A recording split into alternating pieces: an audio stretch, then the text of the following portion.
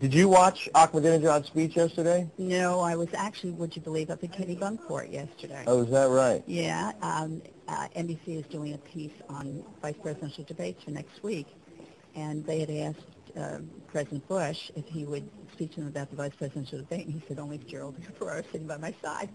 So I said, I'm not going to Former President Bush? Yeah. Yeah. Yeah. So, well, you know, he was the president. Right. And so I went up, and I actually brought my grandson, and I brought my daughter, who had worked at NBC at one time.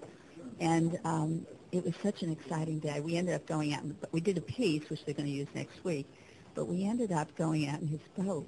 Yeah. And he zooms like a maniac. He does?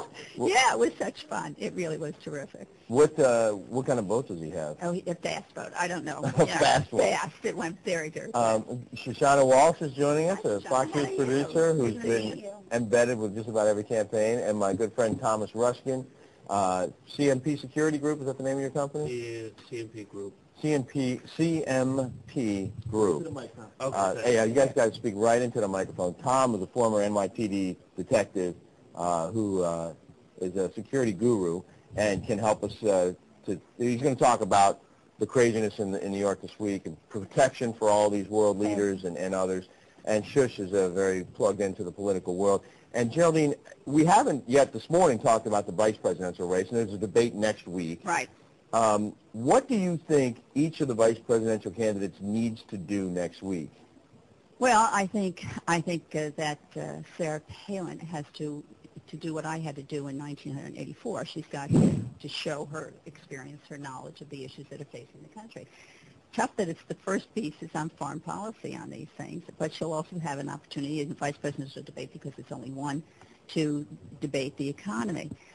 She's got to show that she has the experience, if not the experience, at least the knowledge to address the issues that are facing the country.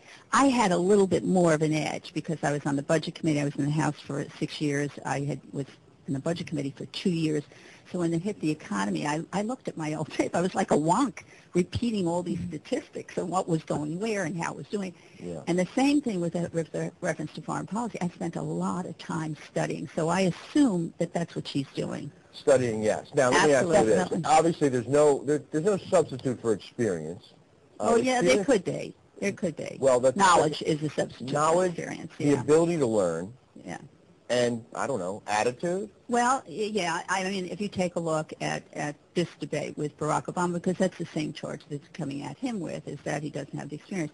But he is very smart. He has spent a lot of time learning about the issues and talking to people.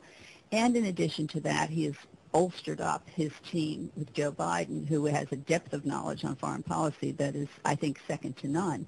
And so if he is even doing nothing else but talking to his vice presidential nominee, you know, he is really learning these issues. So he's smart and he's able to do it. And Okay, that's good. I don't know if you've